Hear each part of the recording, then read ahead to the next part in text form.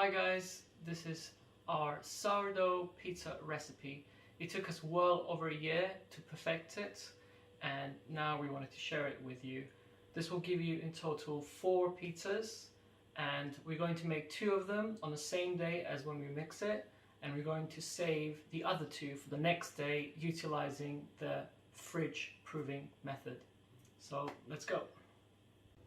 You'll need 310 grams of lukewarm water, 300 grams of white bread flour, 200 grams of Italian Tipo 00 flour, or you can use plain flour, 10 grams of olive oil, 10 grams of salt, and 80 grams of active starter. As you can see, this is how much it rose overnight. We'll also do a quick water test. Best way to tell if your starter is ready is just to take a little bit and do the float test. So as you can see, it floats. That means it's nice and airy and fermented and ready to go. Add the salt and stir it in.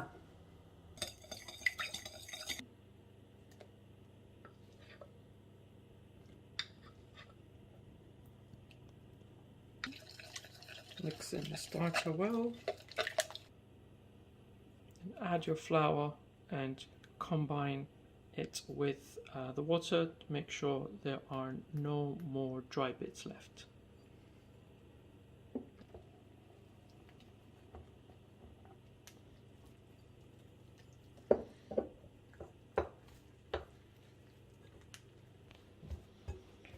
Get in there with your hands.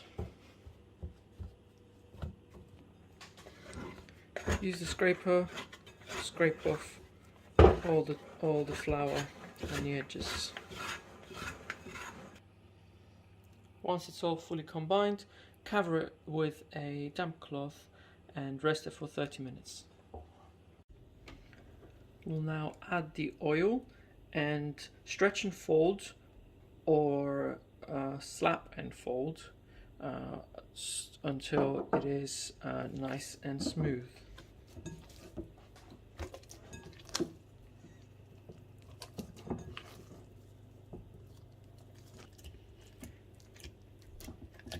Make sure that the oil is nicely integrated into the dough. As I said, you can also do the slap and fold technique if you want to, but you don't need to overhandle it. As you can see, it's already really smooth, so you can start just making it into a ball like this, and we'll put it back in the bowl, cover it with damp cloth and let it bulk ferment for about 4 hours at room temperature. So I left it for almost 5 hours in the end because it was not that warm in the kitchen. And this is how much rise we got. So it's got like a semi-rise, almost doubled, but this is fine.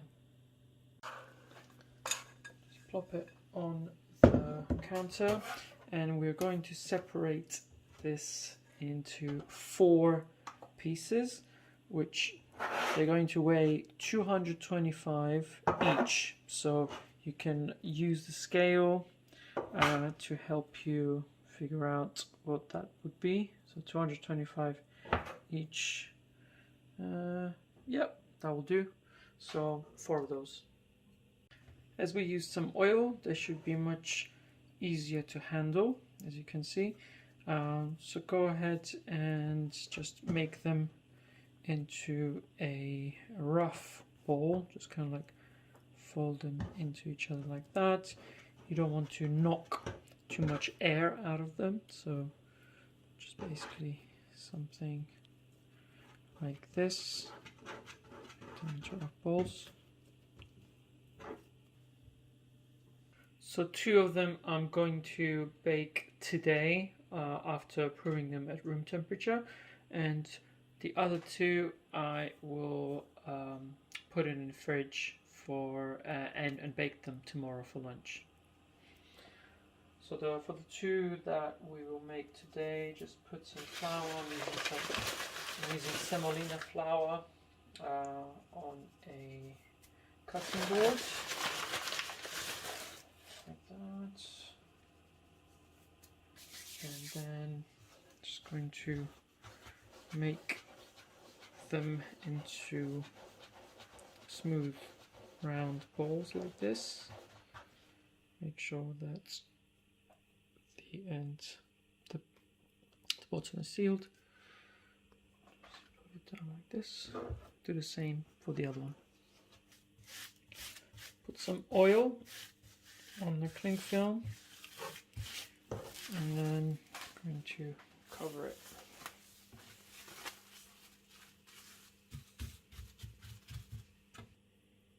So leave this on the counter to proof anywhere between 2 to 4 hours.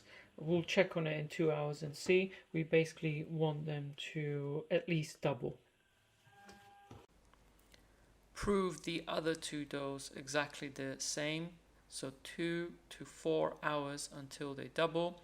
Just cover it with oiled cling film and keep it in a warm place. After it's proved, put it in a fridge. So we are about 3.5 hours in.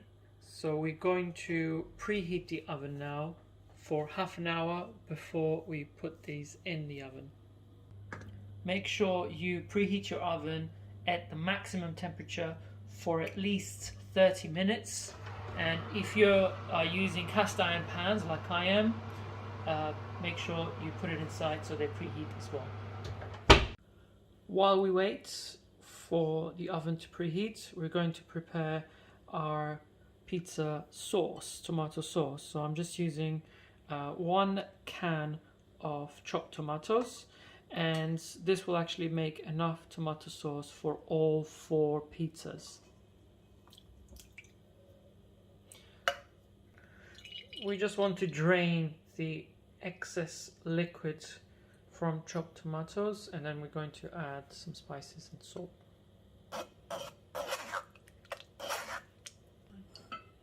Okay, I think that should be enough, so I'll just transfer it into this bowl. For reference, this is this is how much liquid we've got rid of. I'm going to season the tomato sauce with like 1/4 teaspoon of salt, some basil, marjoram, garlic granules, or you can use just chopped up fresh garlic and oregano, but you can use any combination to your taste. So this is how much herbs that I am using, and I'll also add about 1 tablespoon of extra virgin oil. You can also just skip this part and add olive oil on top of the pizza once it's all put together, but I think this just saves an extra step. That's it. Cool, so now it's time to shape our pizza. I'm just using some semolina flour because it's a bit more coarse and prevent from sticking, but you can use any flour. I'm just going to dust the top of the dough as well. Dust the scraper, and then going to grab the dough carefully and then basically stretch it out, kind of move the dough to the edges like that. Doesn't have to be perfect.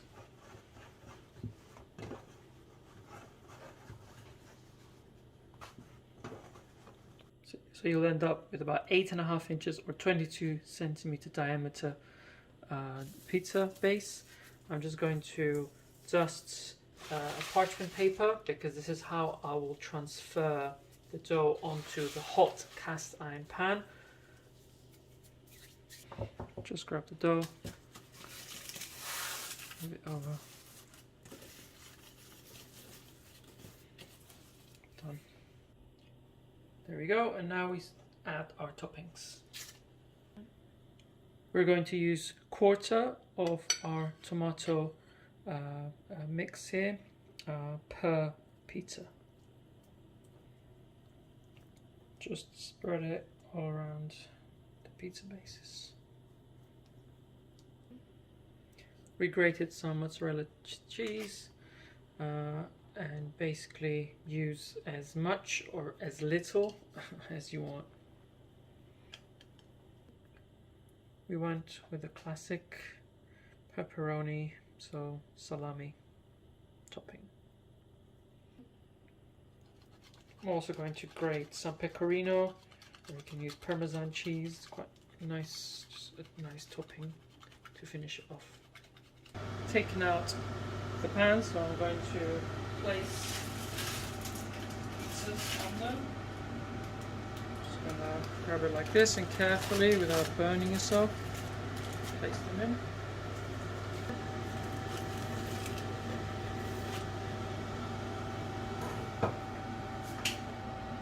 These are ready to go in, but remember, if you don't have cast iron pans, you can just place the pizza on the baking tray.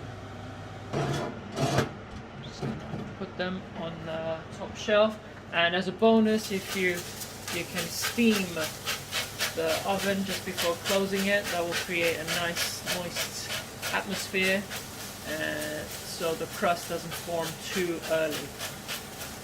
That should be enough.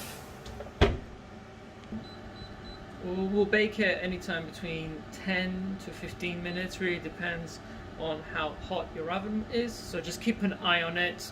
We'll check up on this in 10 minutes. It's been 11 minutes and I'm quite happy with that.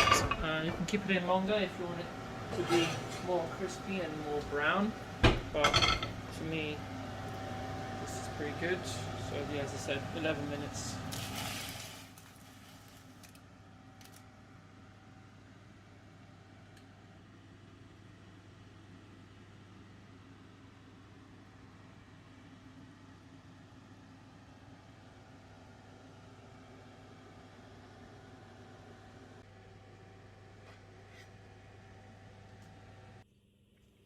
And there you go, this is what I'd expect to see. Kind of nice big air bubbles. It's, as you can see, it's nice and crispy and stiff. It's not floopy. And yeah, and the back at the bottom is nice and crispy as well. Yeah, this is what baking on cast iron gives you. Nice crispy bottom and not soggy bottom that you might get from the normal baking tray.